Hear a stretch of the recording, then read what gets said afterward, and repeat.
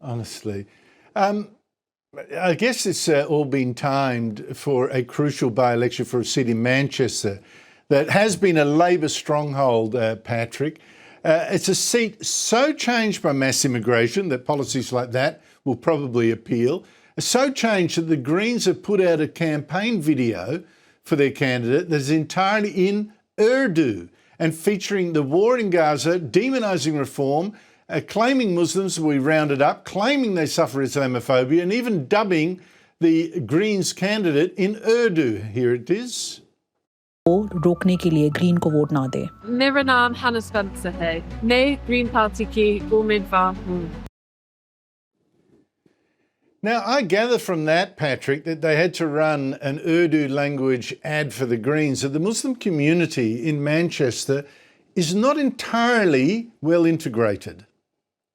No, you'd be right in that assumption. There, it turns out that the requirement to speak English or indeed understand basic things about Britain's way of life, it just doesn't exist there in that particular part of Manchester. A campaign advert entirely in Urdu. They then ran one entirely in Bengali as well. And the message went out, seriously, to members of the Muslim community that they would be, quote, pilloried by their own community if they didn't vote Green.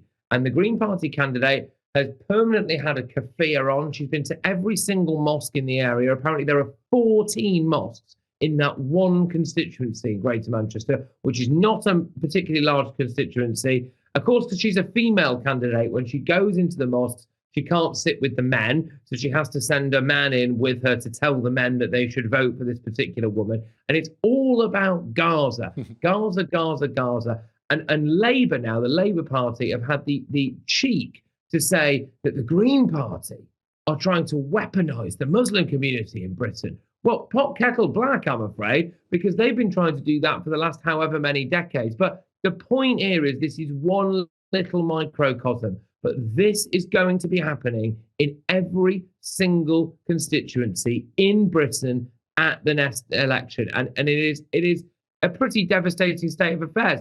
And the fact is that they can swing the Muslim vote in a lot of seats will dictate who wins at the next election. And it's remarkable, really, when you think about how far we've fallen in that sense from traditional British society. You know, as you know, Patrick, we've had this huge debate here about importing foreign conflicts and resentments and ethnic tribal resentments, all that thing. I mean, it's just been a nightmare.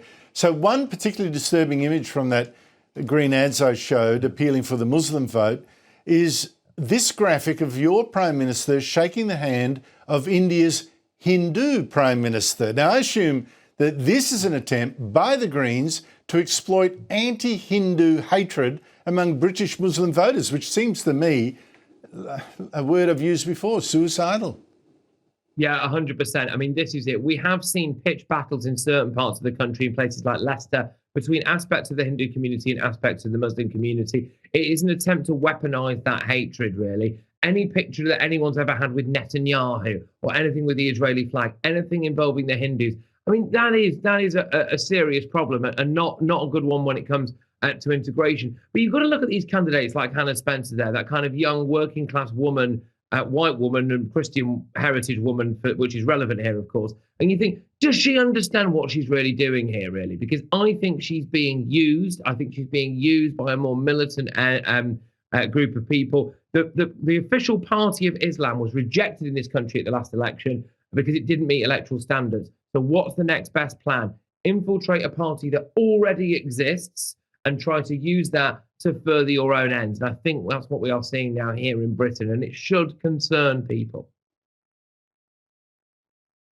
Yeah, I think we're seeing the same thing here, an alliance of the Greens with radical Islam, etc. It's like, we had the same enemies. We hate colonial Australia too, you know. We hate this culture, we hate capitalism, Israel being capitalist, we hate all that. It's an alliance that I think is really anti-Western civilization, and boy, is that a threat. Patrick Christys, thank you so much for your time. Really appreciate it.